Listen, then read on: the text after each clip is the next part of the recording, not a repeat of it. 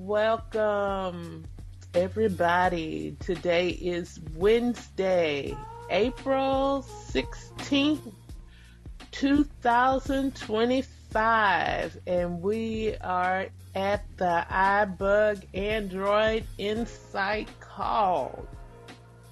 This call, we talk about everything Android, all right? It could be your smartphone. It could be your Alexa device. It could be your Google device. It could be your Android tablet. It could even be your Fire TV or even Braille devices that are running on the Android platform. As long as it's on an Android platform, this is the place to be. This is the arena where we support each other and have fun and enjoy doing it, and a big support for all Android users. My name is Ava Caruth. I'm out of Houston, Texas, and I am one of your Zoom hosts. And my co-host is... Good evening, everybody. This is Harshid coming out of Central Florida, and thank you so much for joining us this evening. And let's not forget our backup helper. Hi, this is Julie. Welcome, everyone. All right, now I'm gonna start off with a few things that iBug has going on. So let's start off with the movie for Friday night on April 18th. The Friday night iBug movie is called The English Patient, and it was from 1996. So just know the pre-show festivities start about 7:15, and the movie starts at 8 o'clock. And it's on the same Zoom link that we're on now. But also, I'm going to throw a little something else in there. The Vila Book Club, iBug Book Club, is going to be on May 8th, Thursday. And the book this next month will be The Most Fun We've Ever Had by Claire Lombardo. And it will still be on this same Zoom link, except that one starts at 6:30 p.m. to 8 p.m. So, and if you're interested in any more of the iBug events that go on during the month, please go to ibugtoday.com and you will find a list of iBug hosted events. They all run from this same Zoom link that you're on now, but they have different events that go on throughout the week and the month. And if you have not signed up on iBug before, you can go up there and sign up, and you will get a list sent to you every month, every week, what's going on in iBug. Hershey, I'm going to turn it over to you right now. Sure. Well, we have so many episodes that you could always go back to if you wanted to check us out on iBug through YouTube. So on YouTube, just type in IBUG Today, and you'll find 4 sections there. One of them is videos, another called playlist, and you could click on a list of videos for the iBug Android Insight section. Every call that we've kind of gone over through the past 5 years now at this point can be found there easily. And the other place, if you want to chit-chat with us during hours or time that we don't meet, if you give us or send us a blank email at iBug, IBUG, Android, ANDROID, Insight, INSIGHT, plus the plus sign, subscribe at groups.io, you could join the mailing list, and what they'll offer you is if you have any questions in the meantime when we're not meeting, or you just had one of those things that we might have talked about during a call, it's a great place to connect with one of us or just the community in general. So I highly recommend checking those couple places out and ways to connect with us. But Ava, you want to go check out who else we trying to connect out here? I heard some new names in here, some new people. I did too, but you know what? We need to tell them about the YouTube.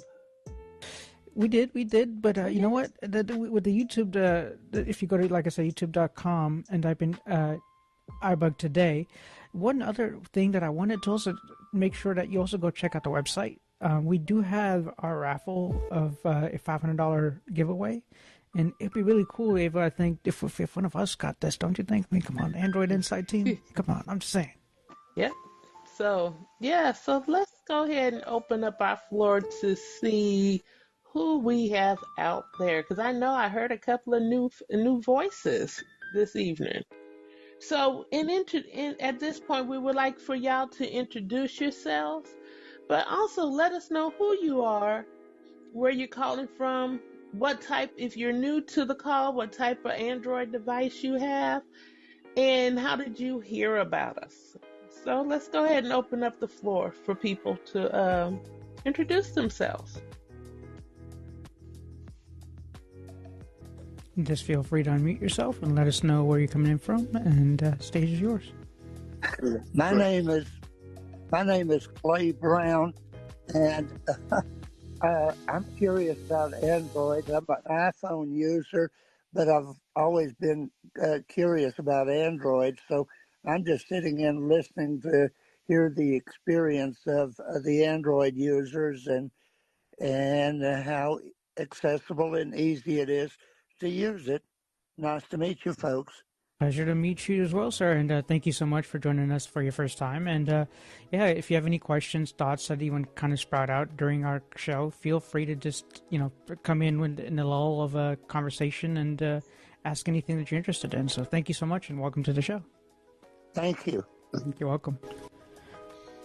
All right, we heard more names, more people. This is Matt and Susie. We're from Virginia here. Hey there, Matt and Susie. Yep. Sue is the Android user in the house. She has an S24. Right. I'm the iPhone user, so Sue gets to ask most of the questions. That's awesome. Well, it's always a pleasure to have y'all, and y'all are repeat customers, so thank you so much for the support. Hi, I'm Christopher. I'm brand new to this. I'm just checking it out. I'm from Houston, Texas, and I'm sorry, I have a stutter. You're fine. Let's see. I'm probably more of an advanced user. I've been using Android since 2014, and I've got a Google Pixel 7 right now. Let's see, I'm trying to think of anything else.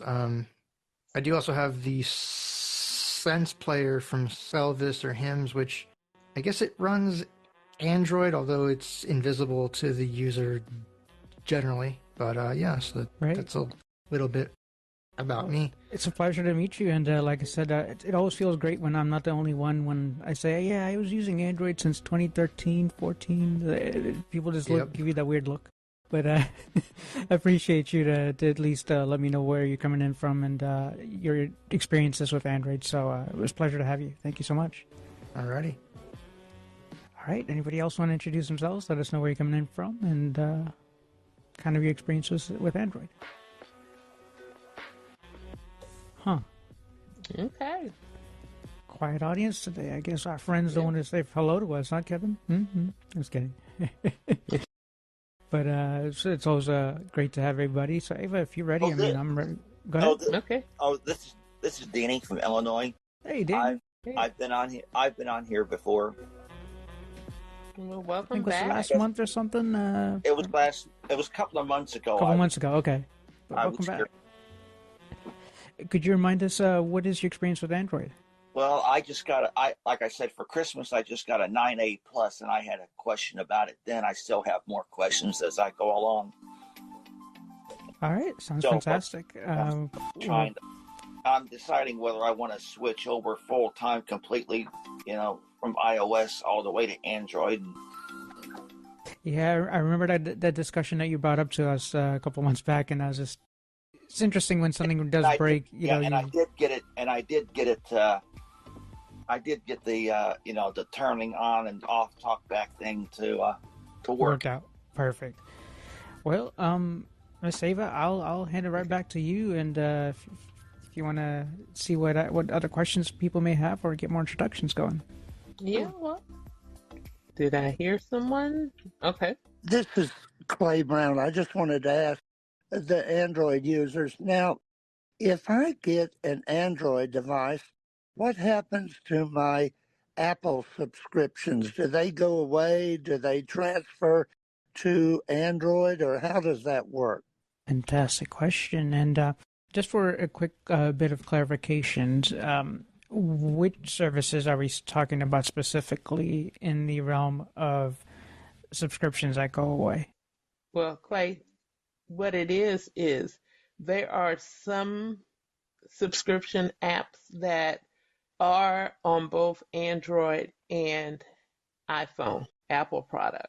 And there are some that are just only for Apple. So you would have to talk about each one to know which one. And if Oh, our audience has any other insight, Anybody please else? feel free to let us know. But So I just want to chime in real quickly go about ahead, that Daisy. because and also this is Daisy from Nebraska as well. So in terms of Apple subscriptions, if you're talking about on-device only, then there is iCloud storage that you can upgrade that you cannot get on Android. The stuff that you can get on Android that I know so far is Apple Music, uh, potentially Apple TV, and those are only the ones that I'm aware of. Perfect. Yeah, Daisy, I agree with that. And thank you for your answer there. I Okay, would no say problem. those are the two that I've heard, as Apple Music is now available on the Play Store, and so is the TV app. So if you're trying to do even Apple Music, so it's Apple Music, Apple TV, those are available cross-platform, and it's going to be hard to say what's going to be moving forward as far as storage is concerned. But let's imagine if you only had 15 gigs worth of items or less, you could have a free Gmail account because with your Samsung or Android device, you already have a Google account. You could back up on your said device from Apple and back it up to, let's say, Photos or to that Google account instead of using iCloud. So technically, you are able to bring over exactly what you had on the other side. The only thing that is crucial would be like passwords and usernames and logins. Those are encrypted differently on the iOS side, but mostly getting stuff across, just depending on who you designate as your password keeper slash bookmarks or what have you. It would mainly depend on those kind of particulars. But as Daisy alluded to, a lot of the stuff that's already there kind of comes over with subscriptions. thank you. You're welcome. And any more questions, thoughts, please feel free just to say your name and let us know where you're coming in from. This is Janice from Maryland. Hey, Miss Janice, go ahead. Um, Ava mentioned this last month, but it didn't affect me, so didn't really catch on. Gemini has now taken over the Google Assistant. So if you say, "Hey Google," to invoke the Google Assistant, they've pushed a new AI called Gemini to the Android phones. Can anybody tell me about their experience with Gemini, and does it seem to do everything that the Google Assistant did prior, and just what your experience is with this new Gemini? Miss Ava, should we pour one out for our friend assistant? I don't know. I'm sad, but maybe people in the audience have better experience, better outcome with Gemini. So anybody have any insight from Miss Janice to say how they have come about with using Gemini versus Assistant that is being deprecated? Hey, this is Chris. Good. I've been using Gemini. Well, I don't use it that much because of my stutter, but it seems to work reasonably well. There may be some things that it's missing that it can't do right now, but I'm sure that will change because it's always changing. But yeah, I do believe, because I was reading, they are going to, I think if you're running Android 10 or higher, they are going to replace Google Assistant completely at some point. I'm not sure when. But yeah, I mean, I haven't had any major problems with it personally, but again, I'm not a heavy I'm not a heavy voice assistant user because half the time I get stuck on my words and then it has no idea what I said. But yeah, I hope that helps. So I am a big voice user, and so when you say, "Hey Google," it invokes it. Is it going to flip so that you say, "Hey Gemini," or is it going to change, or will you just keep saying, "Hey Google," and Gemini will pick up? This is Kevin. Go ahead, Kevin. For the most part, the features are the same. It is in the code for Hey Gemini to start working, so for a while you'll be able to say both. Just like you can still say okay Google and Hey Google. Most of the features are there, but there's certain little things that will work for a while, and then it'll like being able to turn your hotspot on and off was working last week. Now it'll tell you that it can't do that because what it was doing for a while is it was switching over to the assistant for things that Gemini didn't do. So, but for most of the stuff, calendar, weather, jokes, and all that other stuff, it does. And then there's things that Gemini can do that the assistant couldn't do. Like you can tell it to edit a picture. Like I had a picture and I told it to remove the sunglasses and give the person green eyes, and it's able to do stuff like And not to prolong it, but I know you used to be able to say, "Hey Google, good morning," and then it would give you the morning's news. Does it do that anymore? I tried that, and yes. And if it doesn't do it, you can go in and set up a routine. You can go in until they make it to where it does that automatically. You can go in to the routines and set it to do that. But not all of the assistant features are there. Like I said, it used to switch back and forth, but it might not always do that. But there's workarounds for things like that. so it's just Really trial and monitor. error until things smooth out. Yeah, until they make it, until they have all the parity. But right now they're just mainly working on the fancy stuff, like compose an informal email to so and so, telling them that we're meeting so and so for lunch, like stuff that you could never do with the assistant. So they're working on that, the flashy stuff first. So, but do you have to go into settings and do something for it to access your email, or can you No. just? Oh, okay. And if you have well, I don't know but if you have a Gemini Advanced, with some of the stuff comes from Gemini Advanced and it comes down to the regular one. But like in your Google, if you're using Google Messages, even if you have the free version, there's a Gemini button in the bottom right-hand corner somewhere over there. So you can just invoke it from there. But it already has access to your emails and stuff. It uses an extension. Okay. All right. I'll continue to play with it. Thank you. Thank you. And again, it's growing pains that we all are going to have with it. But I think the ultimate end goal is it should be as one as it was for the other. It's just we've kind of diverged from the quote-unquote assistant to the new name.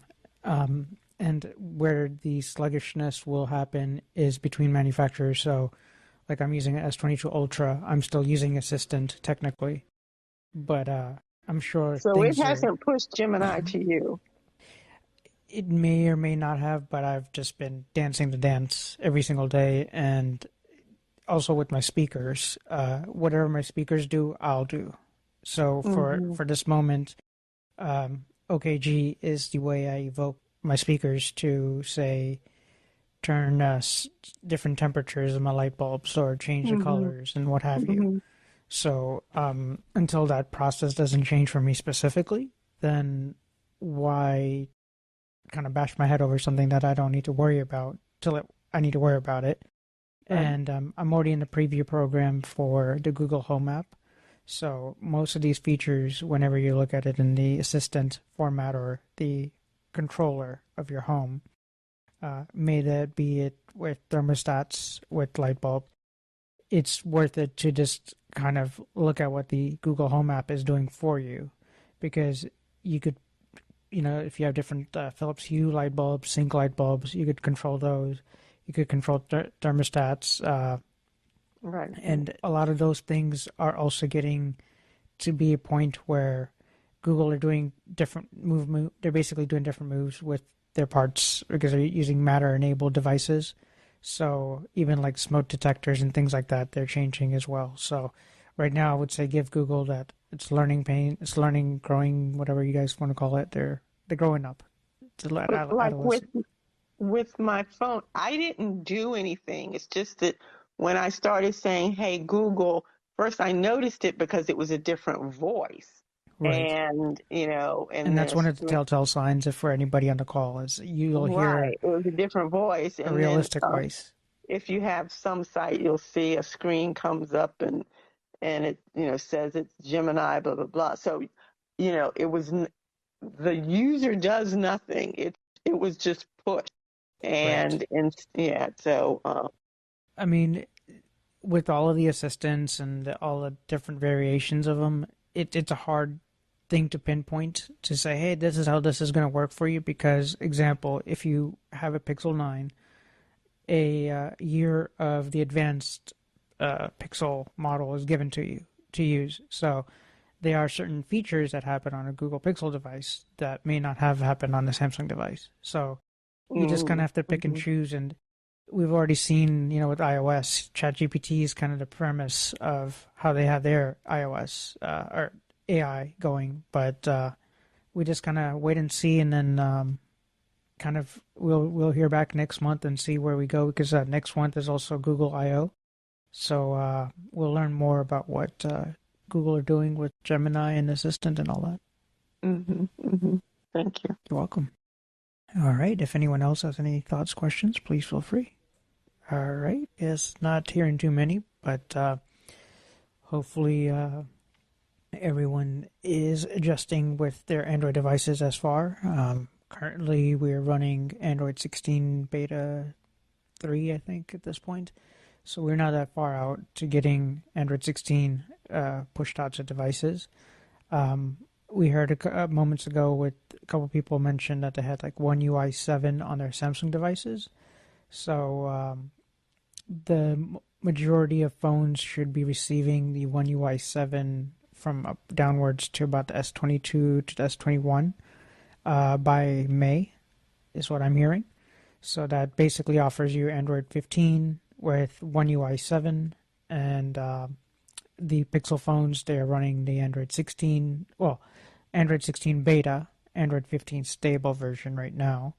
Talkback wise, most people that are new to this call, Talkback runs in a different cycle, which is the screen reader that is available for Android devices. And for Pixel devices, they get the Google Android Accessibility Suite first. So for new features, you'll find that Pixel devices and such that will have those newer features roll out quicker. Whereas on a Samsung device, it's through the Galaxy Store, and you'll have maybe a 3 to 6 months delay in the features that you receive. But with that said, I have a couple questions. Maybe if someone wants to kind of go down this pathway. What has been everyone's experience with working with hyperlinks or links? Because you have the old way, which Samsung used, with tapping the three fingers, and then there is, I guess, a newer way with Android. So I just wanted to figure what's your guys' thoughts with links. This is Clay. Let me mention one thing I read the other day, and since I don't have Android, but I was curious, my brother has Android. But anyway, they were talking about Android 15, and they said you need to be aware of your storage on your device and which I don't know, but they said apparently some devices only have like 15 megabits. I don't remember exactly, but they say you have to have at least 32 units of storage to be able to download the latest update for Android. So I just thought I'd mention that. That may be obvious to all of your listeners, but I just thought I'd mention that. No, not at all, sir. And I thank you for bringing that point up. What I could say to that, this is the other reason why a lot of us, when we say, okay, go get a Pixel phone, the reason why we're kind of pushing people to those is for the sheer fact of you know what you're getting, especially when it comes to accessibility. Because for me specifically, I mean, I have an iPhone 14 and I have a plethora of Samsung and Pixel phones. However, it's the differential that how is one person supposed to use that device or how long that you're going to use that device. So, in any of these instances, your A series of Samsung phones, for example, are the more affordable phones. However, I wouldn't recommend people get like a 20 series or, A30 is kind of pushing it. It's not that they're not accessible, but you may run into bottlenecks. If you're thinking, okay, I just got a Samsung phone, they told me I could use Bixby, I could use Assistant, I could use Gemini. You start hearing all of these words that just get flaunted around. But on those A20 such devices, they don't have Bixby that has the access technology that it's giving us vision loss folks to kind of, benefit from it. So it's more or less recommended get you at least an A50X. So A55 would be 2025 or A54 would be 2024's version. The S series of phones and the Samsung series are typically your flagships. We have had in the past with even iPhones and such that where iPhones only came in a 32 or 64 gig device. We have kind of moved away from that pretty quickly when it comes to an Android device, because most devices are typically 128, but you will run into some of those that are 64 gig or GB in storage capacity. And with that, again, if you have storage like an iCloud, as for iOS users, we have Google Drive, you have OneDrive from Microsoft, you are more than able to store your photos and videos and such that to these other storage vendors. But on the phone itself, again, having at least a 128 GB phone is probably more than recommended. You may think, well, I'm not going to ever need that or use that. But as we want to have longevity in our devices, the OS might take up more and more room in the future. Apps may take up more room in the future. AI obviously is taking pictures and doing video transcripts and this and that. It needs space. So it's probably better to stick to the 128 to 56 gigs if you take a lot of videos and pictures and stuff. If I-12 1 terabyte is not a terrible idea, but it just depends on your use case scenario. But a really awesome question there. Thank you there, sir. This is Kevin. Go ahead, Kevin. What Clay is referring to is just a recent post.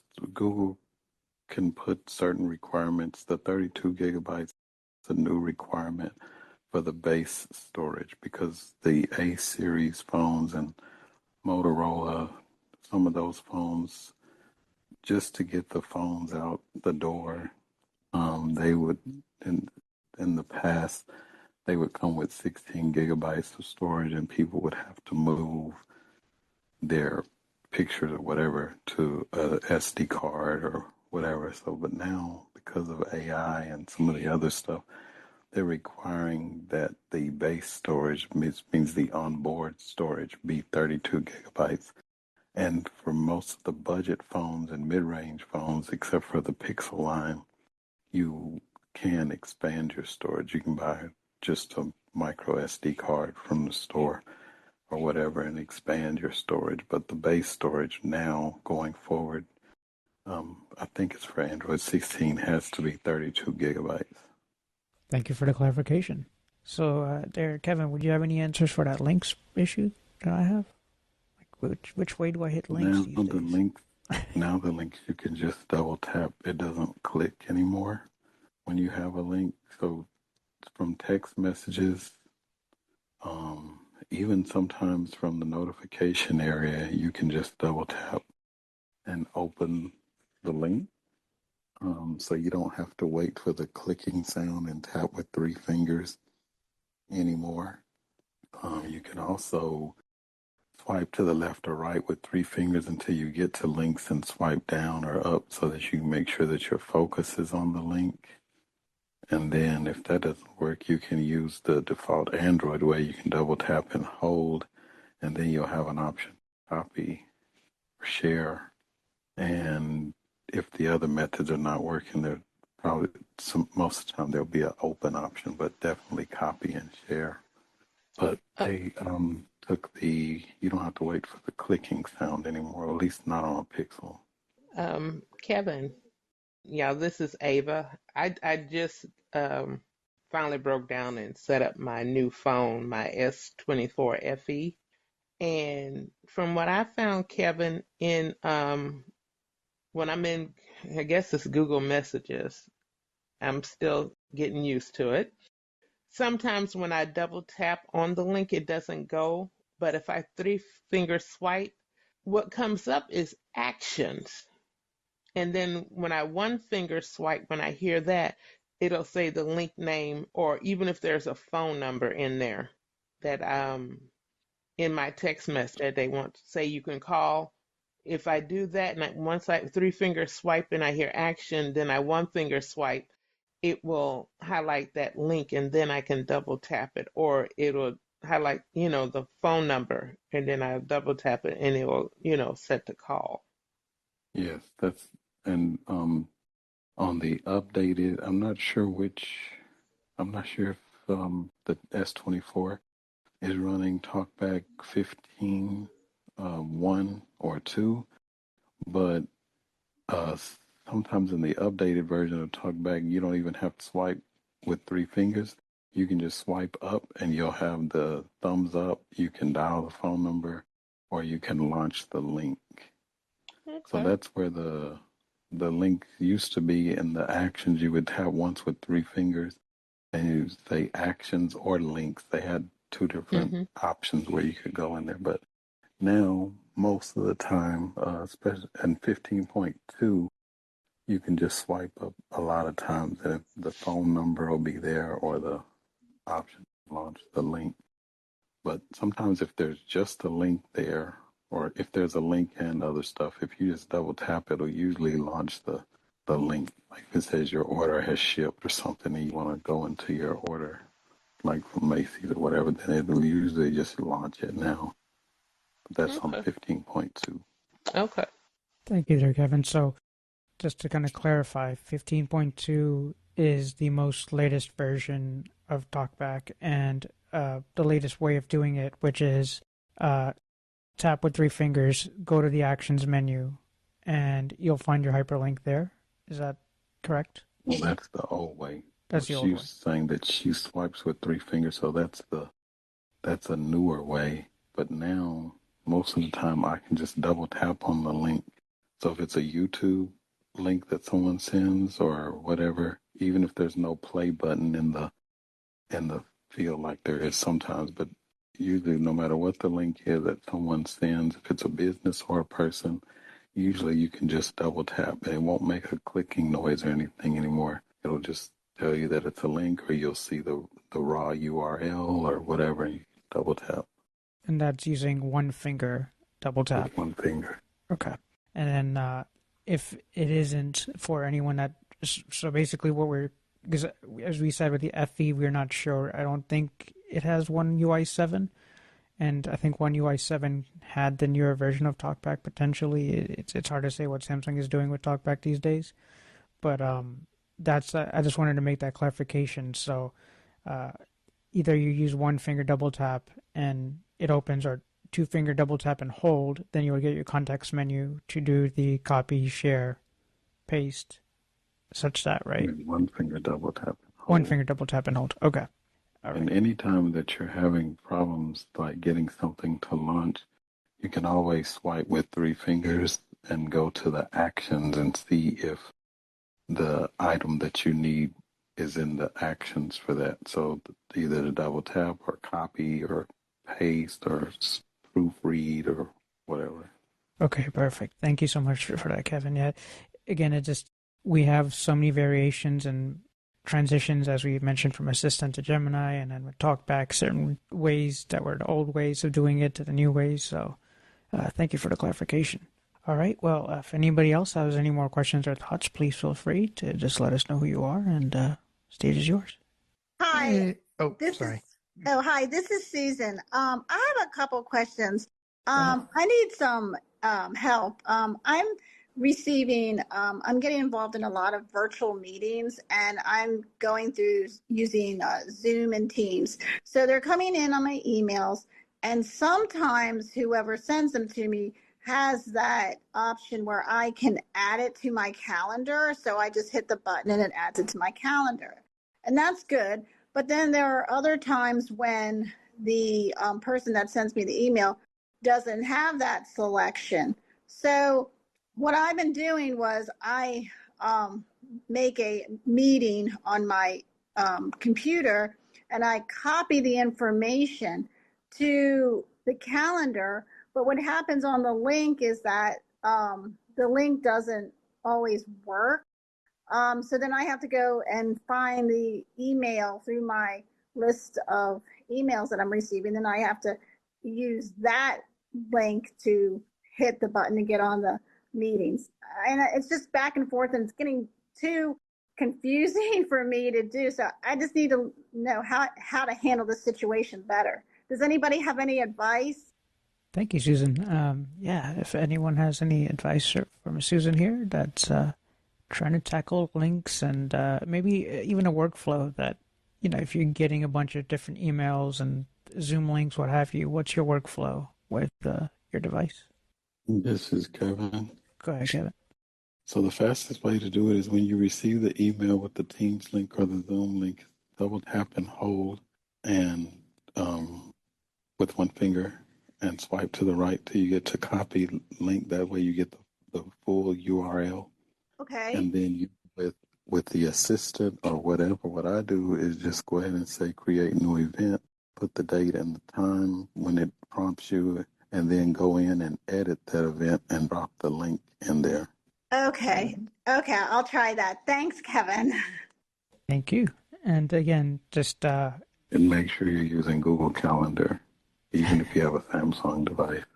Would you like to please elaborate there, Mr. Kevin? Why would one? It's just because it syncs across all devices, and you can also access it with Google calendar.google.com. But it just to me, it just life easier.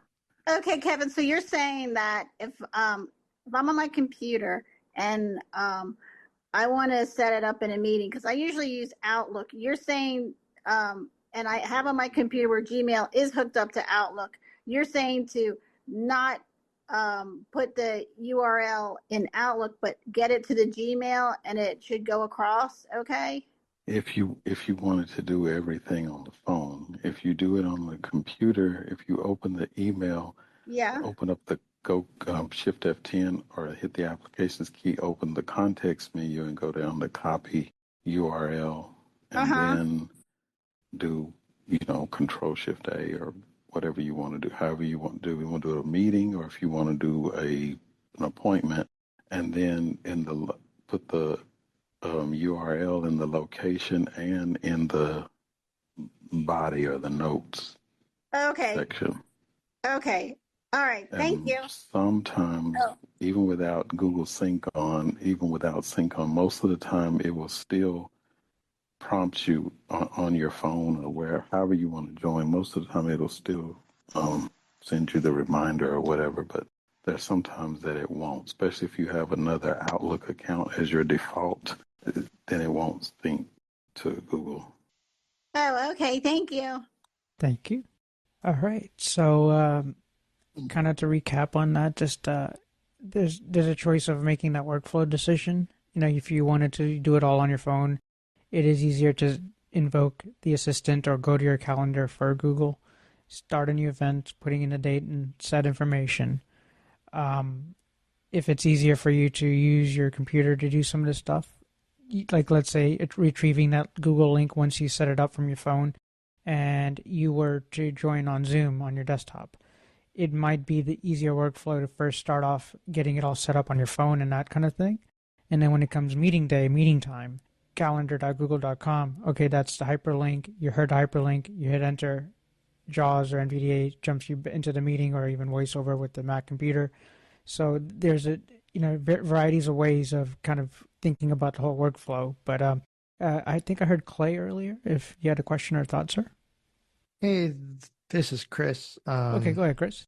I just wanted to comment on the other thing when we were talking about custom actions in TalkBack. You may want to, and I should probably do this myself. You may want to assign that to a gesture. That way you can access it a bit quicker rather than having to go into the menu.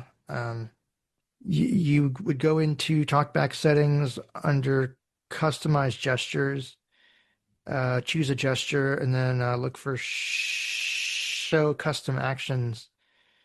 And then you can use that gesture to quickly bring up the list of actions. So hopefully you find that helpful.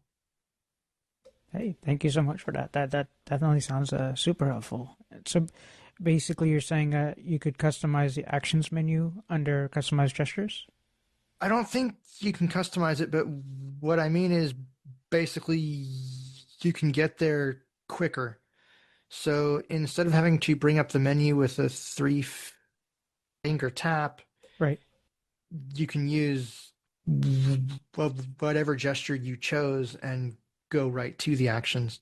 Yes, or that's my understanding anyway. You're right.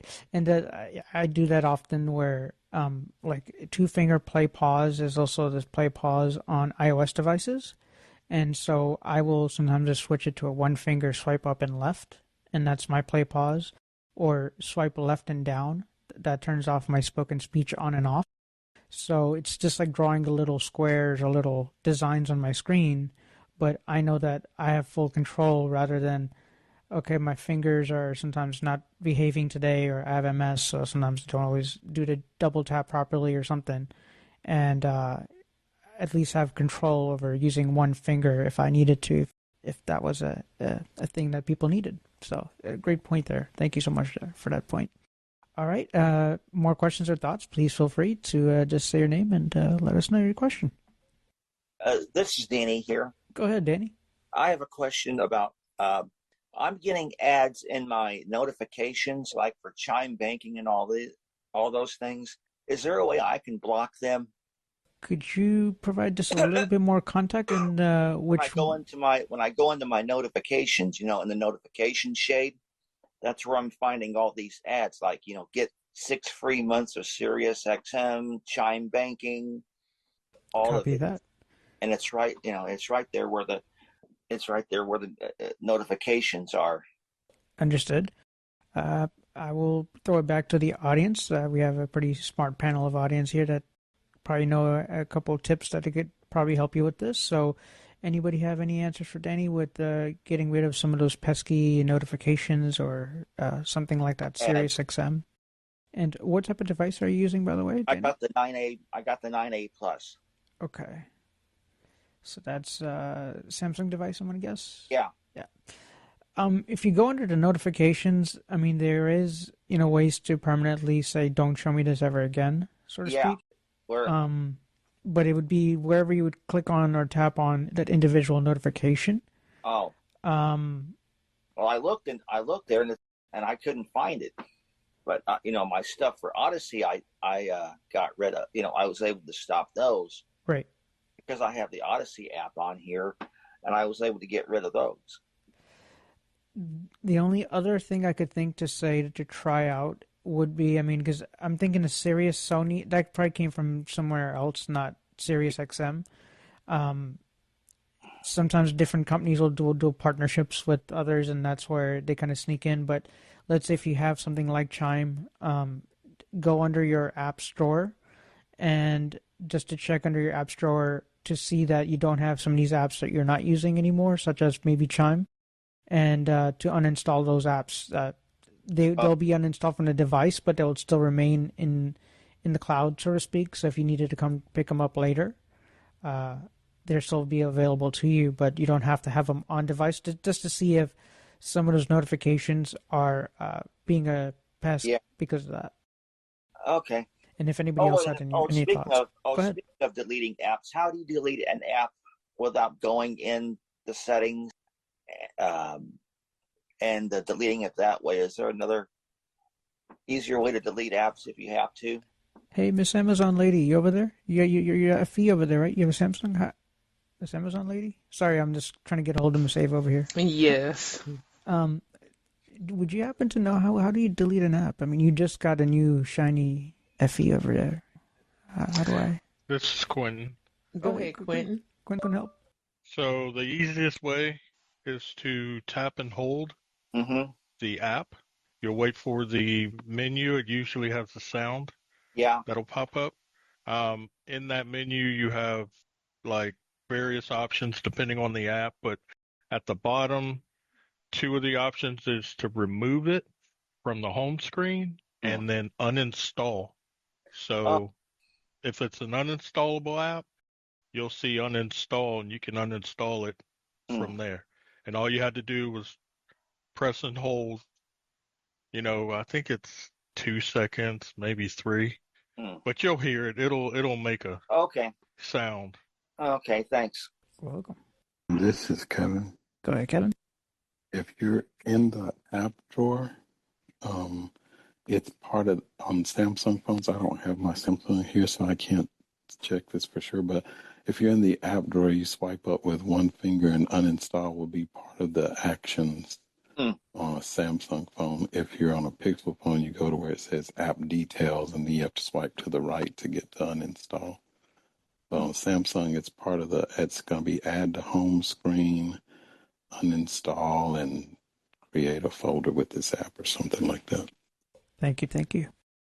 Yeah, just all the different variations of Android that we just tackle them one at a time. But thank you, and if anyone else has more questions, please feel free to let us know who you are and ask away. All right. And by the way, is anybody going to be buying new phones lately? Because I heard Pixel 9a just came out. That's why with all these numbers and they're so confusing. Is it the 9a, the Fold XL?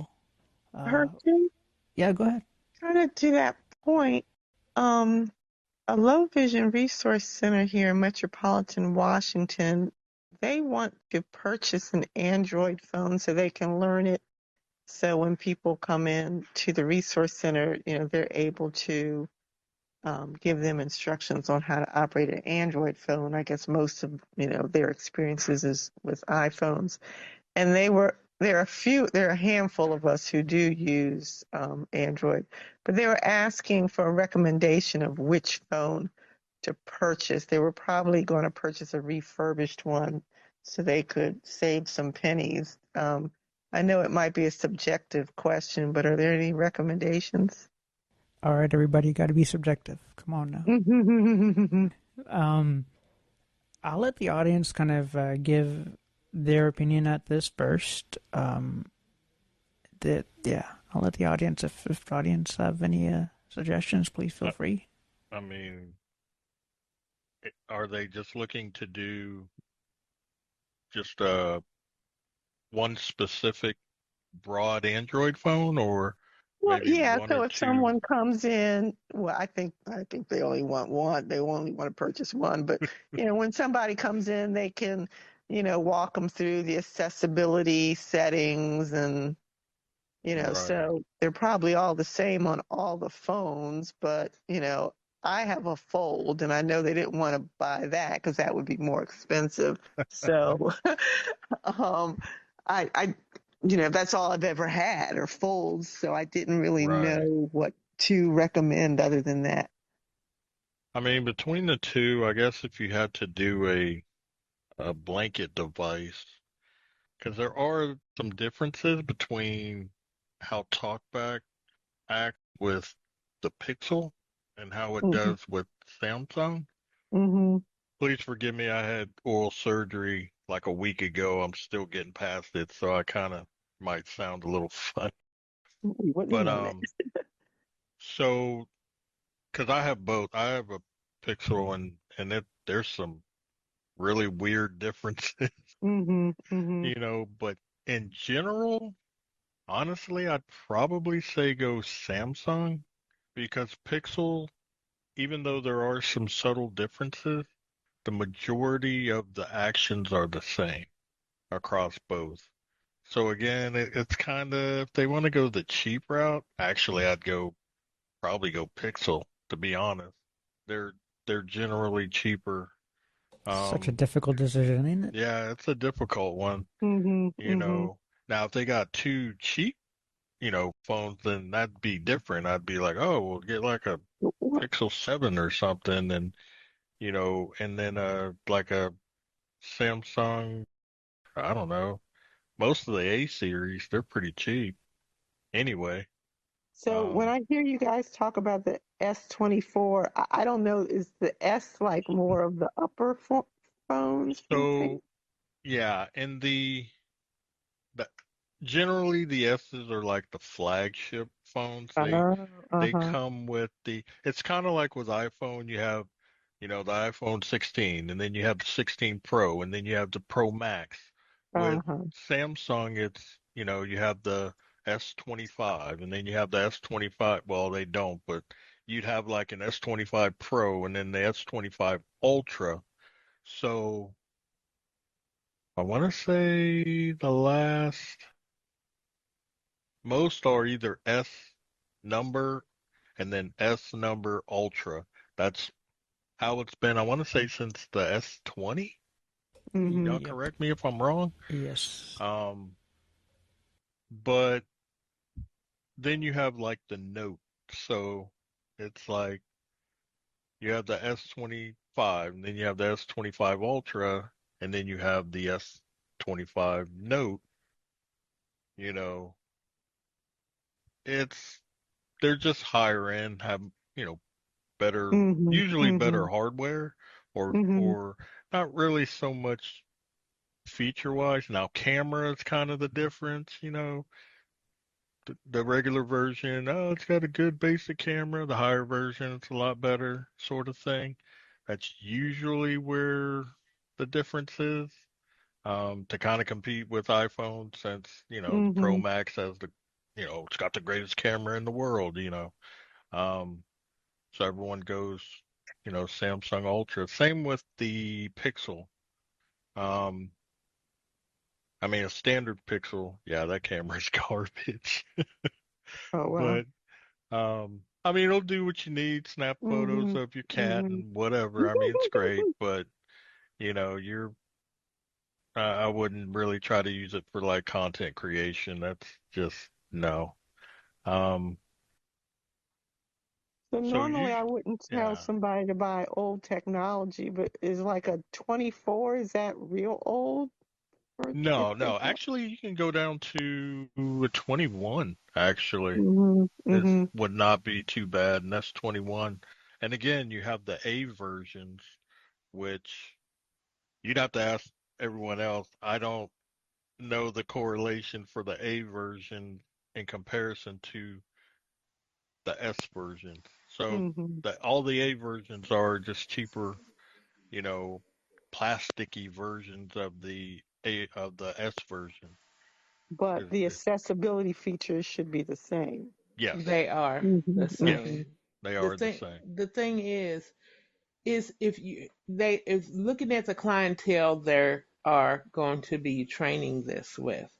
Mm-hmm. Most people cannot afford or do not want to pay for the flagship version, the S series Mm-hmm. of Right, Mm-hmm. Samsung. So right. my thing is if they're doing this just to learn and to be able to teach people, then Mm-hmm. my Mm-hmm. suggestion would be to get an A series of the Yeah, Mm-hmm. Samsung Mm-hmm. because the accessibility works and it's good if you're just training somebody and they Okay. have choices as well as if you can get a refurbished Pixel yeah, at a cheaper cost because the A series run anywhere from in the hundreds to 200. So Mm-hmm. if Right. they Mm-hmm. had a budget of 300 or 500, let's say $500 to get a phone, I'd Mm-hmm. split it and get one of each to learn, because the Mm-hmm. Pixel does have their setup is a little different on when you go into it in the Samsungs. Well, I ain't Okay. gonna say Right. that too much because me and my new one, we're having fun. But that would be my suggestion. I would tell anybody who's trying to get something just to learn to teach it is, if Right. then go with the lower end of a Samsung, because it still has the same features Mm-hmm. um, of the S level, but the biggest thing that you're looking at using is learn how to use the assistant, talk back, emails, text messages, probably Facebook, things Mm-hmm. like that. You can do that on that phone, and even if they want to take pictures and stuff, the Right. Samsung A series is fine for that, as well as refurbished or Pixel. And So the Pixel, is there a certain series for the Pixel? I I will think leave they're This that what to is at the Hershey. the 9 right now. Go They're go they're at ahead, Kevin. 9. oh Oh, go ahead, Kevin. yeah. I uh I'm full disclosure, I'm Team Pixel, but I also am Team Samsung. I would recommend, if they are willing to purchase $500, I would get the 9A, Pixel. which just came out. But if you, yeah, Pixel. But if Uh-huh. you can't do that, then I would get the 8A or the 8 regular, um, as new on Amazon, buy as new or whatever it's called. Uh-huh. The Uh-huh. advantage of the Pixel is that the version of TalkBack that is on the Pixel is the same version that you're going to have, even though the phone might be slower, but it's going to be what you're going to get on Motorola, OnePlus. Well, OnePlus kind of does their own One. thing, but no Right. matter what phone they pick up, because Google still pushes the same version of TalkBack to everything except for Samsung, because the Right. screen reader is updated independent of the OS. So as long as they have Android 13 or higher on their phone, Mm-hmm. they're going to be able to take that experience and apply it across all phones except for Samsung. You might have to wait a bit before certain features come. Another advantage to the Pixel is that whether it's the A series or the Pro series, it has the same processor. There's no slowdown in the processor. So Mm-hmm. there are many reviewers that say that the A series of the Pixel line takes just as good pictures as the Pro series of the one that I have. The 9A, in theory, should take as good pictures as the regular, if the regular 9 and possibly the 9 Pro, Okay. if you care about pictures. But as far as the talkback Yeah, I don't think they experience, do. Yeah. to be able to generalize the talkback experience, I would go for the Pixel, because you, like I said, you're going to be able to apply that to a $99 Motorola phone, and you'd be able to Mm-hmm. apply that to a $800 or $900 OnePlus phone, or if someone ventures out and gets a Sony or whatever, you're going to be able to do, Right. because Google pushes TalkBack separate from the OS. Okay. Okay. The other side of that, sorry, this is Quentin, is the apps that they're going to try to show, Mm-hmm. which I know, you have the basic ones like the Envision app and Seeing AI and Mm-hmm. Be my eyes. Be My Eyes and Ira and all that, which, of course, obviously the camera is, needs to be good, but Oh yeah. aside from a lot of those apps, most of these, if not all, will run pretty much any app you throw at it, just like, you know, any other phone. So, um, they might want to keep that in consideration too when they're trying to, oh, we just want simple, cheap, Mm-hmm. type Mm-hmm. phone. Um, that way they can demonstrate and do whatever it is they're trying to do to show people. Okay. Yeah. Okay. Okay. This is helpful. Thank you. Thank you very much. Absolutely. And this is Hershey. So summation, pixel wise, Pixel A series, $499. Sometimes with deals you'll get them down to be $350. If you're a screen reader user, typically I would say hands down go to a Pixel phone first. Mm-hmm. If you are a low vision user, then I would say Samsung is fine because you will still make do with what you need to make do with the features it has. You're not Mm-hmm. involved or relying on a talkback feature. You're more Mm-hmm. involved in relying on how is magnification, how is font going to look for me. Mm-hmm. So Mm-hmm.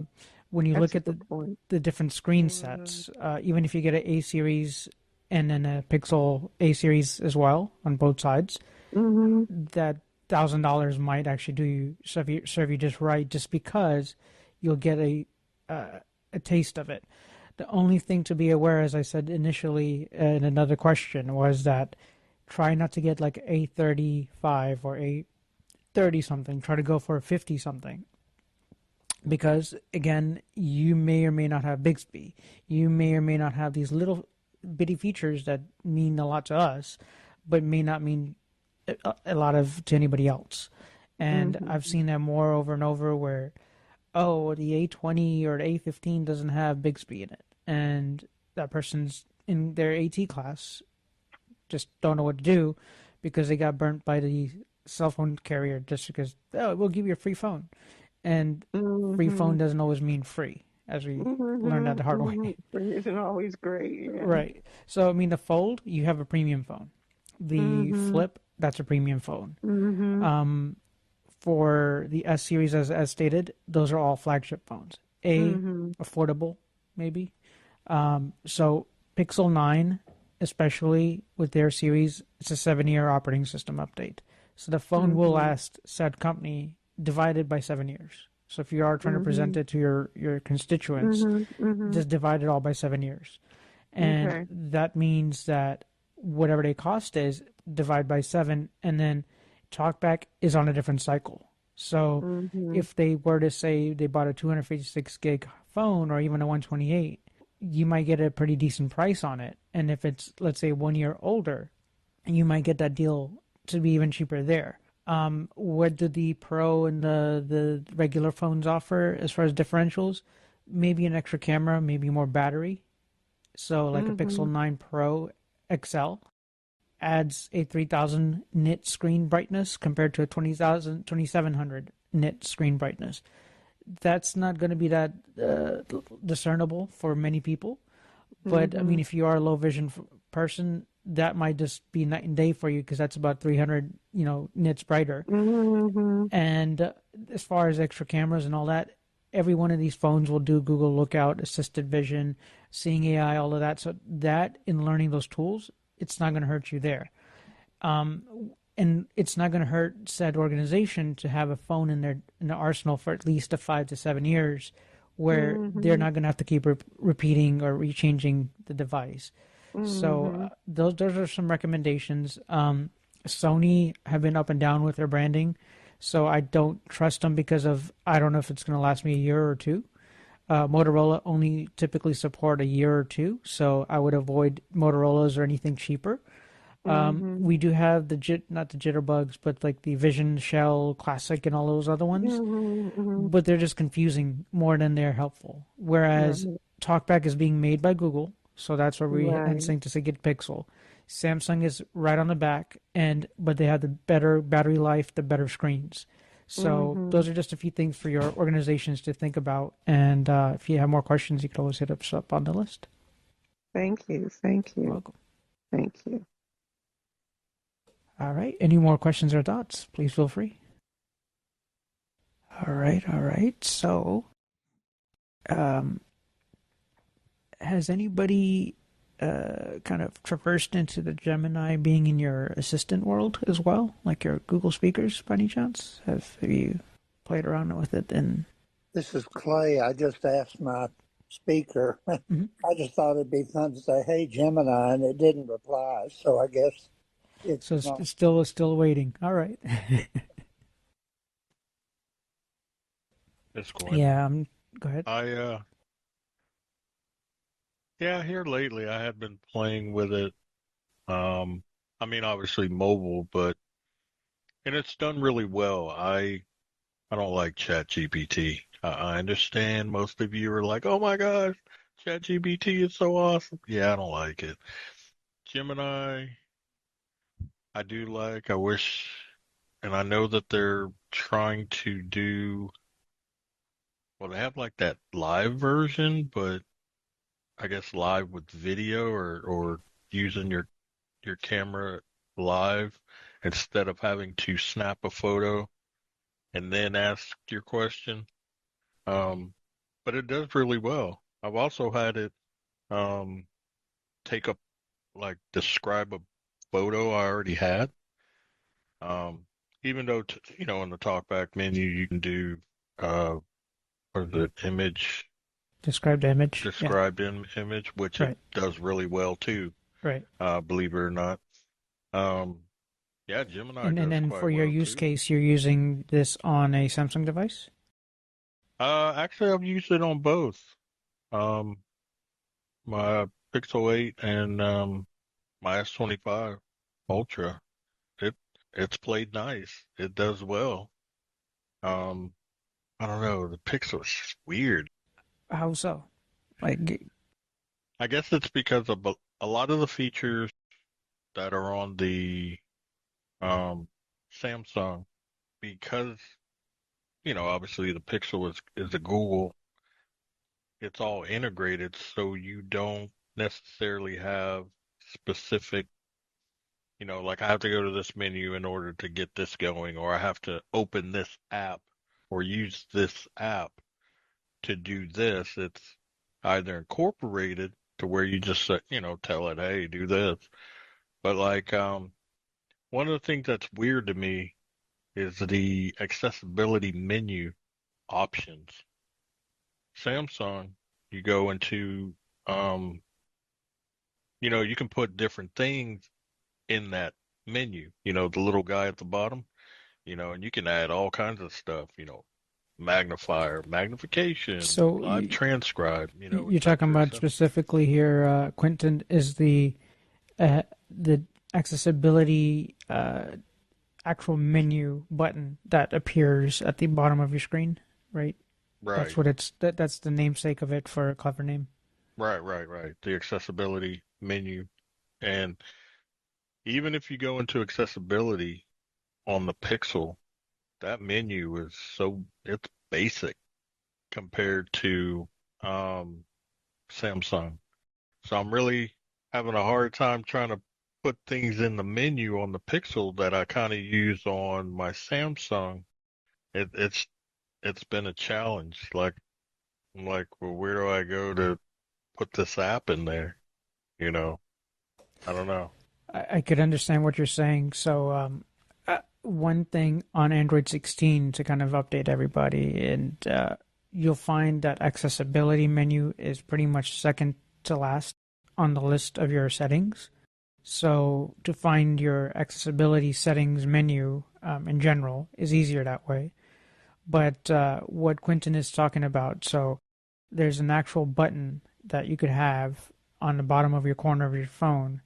When you invoke it, maybe you're a user that likes to use color inversion, or maybe a user that likes using the reading mode. You could have kind of a switchblade of these actionable items in this floating button or static button.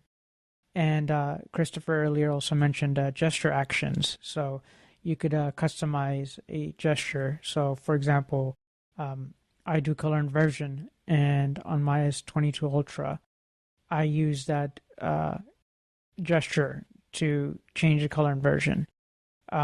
I used to use what Quentin used to, what he alluded with, like going down to the bottom and, you have this toolbox of all these tools like magnification and all that. But I just found it was easier to memorize a couple keystroke or quick gestures to invoke the same gestures. So, I mean, there's different ways the menus do look in comparison to Samsung. They kind of make it nice and clean looking, whereas Google might be a little bit plain and just simple looking. So just a couple clarifications there for anyone that is in between the two operating systems or brands. All right. Well, thank Quentin for that. And hey, Miss Amazon Lady, has anything been happening over there in your little pond of Amazon land? I haven't heard anything about y'all, but I heard y'all start charging people monies for doing stuff. Sheesh. Well, it's the almighty dollar. Everybody wants money. So, I haven't really been following up this month a lot of stuff at Amazon. So, not unless someone out on our call has some information they would like to share. Will the possible tariffs affect the prices of any of these devices? I would assume so. I would just say it depends, and it depends where it's coming from. To be honest, in its totality of it, the race is definitely, I think, left to the AIs at this point, because even Apple's being kind of sluggered into it, even if you like it or don't. And I heard that not getting political, but I heard that I think it was the administration is asking for an exemption on smartphones. Yes, and that's exactly what I heard last is electronic smartphones, computers, they have exemptions. So we just kind of have to wait and see what happens. For next month, as I mentioned, Google I/O, it's on the 20th and 21st. So if you do Google I/O 2025, you could definitely register for it, and it'll at least give us some insight into what is happening in the accessibility end of things. And sometimes maybe typing in your question might even get your question being asked on stage. So I would definitely give them give that a look at to see what's coming up with the your Pixel watches, your Pixel devices as far as your phones, where the assistant is going to go, especially because I'm sure that the transition is around the corner. And for Christopher earlier, you mentioned about your speech and whatnot. I would highly recommend to keep in touch with Google. G.co/disability support is a great website to at least send in a quick email to them. Even for anyone that is on the call that might have hearing loss or other, disabilities aside from vision loss, we want to at least have an open forum for everyone to at least voice their opinions and thoughts. Because, I mean, most of these features that have come about have been features or something that, hey, can you fix this? Can you help us fix that? And they're getting fixed. So g.co/disability support. If you send an email or connect to Google through Be My Eyes, it's a great place to at least have where if you want to at least just voice your opinion about a feature, or for example, I mentioned double tapping with my MS fingers, or you might have a speech impediment that you feel that Gemini or did Mr. G or Mrs. G is not listening to you properly. I think that's important, and we should all be included. So I highly recommend putting your voice out there. But any more questions or thoughts, please feel free. See our stage. All right, cool. So we all know how to use a Google Calendar. We all know how to use the Samsung phone, right? We all just know everything now, right? Good call, guys. Oh, the Google Calendar is off. I don't know how anybody uses anything other than that. Well, it's all about workflows there, Quentin, right? True, And true. it's, I'll give you a bug that I'm still suffering through. I still see 2//www/ibut, whatever the website might be. And it breaks links. I mean, Quentin and I were messing with one link for Discord, and every time I sent it to him, it was like, yeah, your link is broken. We spent like 2 hours, your link is broken again. Yeah. And it's terrible because it was a Samsung issue. Didn't happen on any other devices typically. But what would you say to something like that, Quinn? Would you say that just be patient and they'll get fixed eventually? Or who do you bug? Is there ways to bug people to get things fixed? Well, you got to go through the usual channels. Number one, people don't say anything, things don't get fixed. I Can mean, you repeat that? If I don't say something, you don't say something, we won't get fixed? What?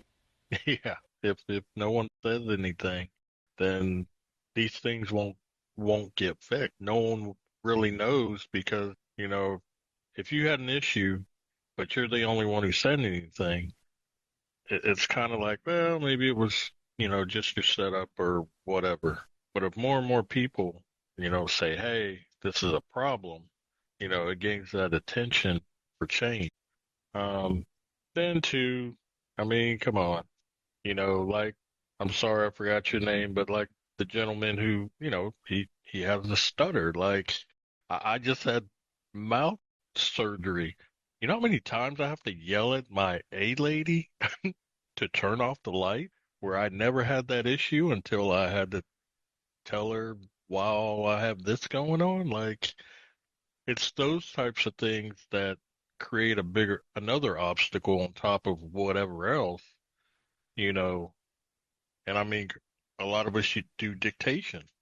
I do dictation a lot, um, or as much as I can.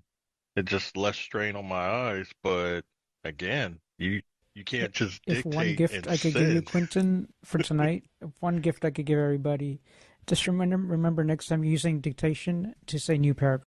Just Oh, we're always forgetting when we're writing, and we'll write a right. whole plethora of lines and sentences or whatever we call them, and we don't leave that page break. I've been learning that just from constant usage of dictation. So, for example, if anybody is using different phones, I prefer to Google Gboard dictation. It's just a little bit more accurate when it comes to saying exactly what you're saying. Some people have stomped and screamed and not try to use it, but maybe hopefully it'll help them. Uh, but in any other case, both keyboards do have dictation, and sometimes just having those new line, new paragraph, period, exclamation mark, question mark, just having that vernacular of saying that will start getting your brain to be a little bit more better at how you're communicating with each, different individuals. So just a tip. And this is Thank you Clay, for and that. Yeah. oh, Okay, go on, Clay. Go ahead. Go ahead. well, no, I was just going to say I have to remind myself to be sure and edit what I'm about to send because I don't trust dictation to Right. to do exactly what I say because it hears a different word than what I may have said. And I have a funny, well, it wasn't funny, but at the time I was dictating a note to friends of a friend who passed away, and I said, her obituary will be posted tomorrow. Dictation said the old bitch will be posted Oh my tomorrow. God. And I thought, oh no. Well, I caught it before it was posted because I thought, I was horrified. I thought, oh my gosh, if I had sent that out. So I have to remind myself, you've got to edit before you send it. I Yeah, agree. you do. Sometimes when they're swear Yeah. words, it'll have asterisk, exclamation point, whatever. And I was going to say, I like the thank you for the suggestion of the new paragraph. But sometimes when I say colon, it'll put a colon in, but sometimes it'll write it out. So it's just not hearing, but it's hearing me properly because it's writing the word. But how come it's not consistent? So, Again, feedback. Hmm. The two W's really just irritated me because, again, I'm sending Quentin that link. It's working just it fine. was, and it was, you did HTTPS colon, and then it said slash, Two and it slash. wrote out two Yeah. slash instead Hmm. of, Hmm. it didn't Yeah, it even do does that. slash. It just said two slash, and then part of the rest of it, and it was like, what? Like I had to read it multiple times to figure out, oh, he's trying to send this link, and it put in 2/ instead of 2 slashes, you know. So let me ask this. When you're dictating, is there a way to make it write in capital letters? Because I've tried to say like capital letter A or something. Anybody have any insight on that? I Isn't that still shouting? If you did in all caps, doesn't that mean Well, I mean, shouting? maybe you just want to put one word or an acronym or something in caps, so it's not like you're putting the whole thing in caps. That I'm unsure. This is Kevin. Go ahead, Kevin. So usually, even if you're using the Samsung keyboard or if you have a Samsung phone, choosing Google as your voice input as your dictation, that makes it a lot smarter when you're dealing with like colons and semicolons and you're dictating those things. That makes it a little more accurate. If you were to put something like, you know, ACB or whatever, usually it takes care of especially if you've corrected it before, because Google's always learning. So usually it will make it all cap for you. But if you wanted to yell at someone, then I don't know if you can just say all caps and then tell it, like when to stop. Or But if it was a if it's a new common, acronym it wasn't familiar with, yeah. right. But if it's a common one or one that you use on a regular basis, once you correct it enough times, if you're using the Google dictation or voice input, then it'll start to automatically Okay, in all caps. gotcha. Okay. Okay, everybody. And we're actually at our 2-minute morning. Okay. This has really been a great call. And to say we are in April, 4 months into the new year. We're gonna get $500, guys. $500. Remember. Yes, remember the iBug giveaway, $500, y'all. You can go to ibugtoday.com or ibugtoday.org and sign up. You would contact Michael McCullough. But y'all, come on, let's watch an Android user win that big pot, okay? But just remember, our next meeting next month will be on May 21st, the third Wednesday in May. Yeah, May 21st. Ooh. And don't forget the iBug movie this Friday. The English The Patient. English Patient, 1996 version. Wow. That's an old one. They remade that? Nope. It's in Oh. 1996. It's from Yes. 1996. So y'all, I'm gonna let y'all go on to continue, Showing my age. and I will see y'all next month.